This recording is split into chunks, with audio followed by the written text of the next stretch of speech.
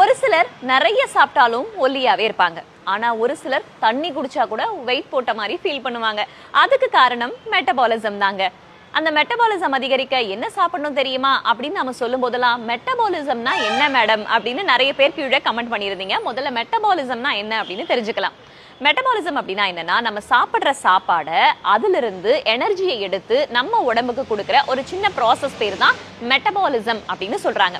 இன்னும் எளிமையா சொல்லணும் அப்படின்னா, உங்களுடைய உடம்பு தான் ஒரு வண்டின்னு வச்சுக்கோங்க. அதுல இருக்கிற என்ஜின் தான் மெட்டபாலிசம் அப்படின்னு சொல்றாங்க.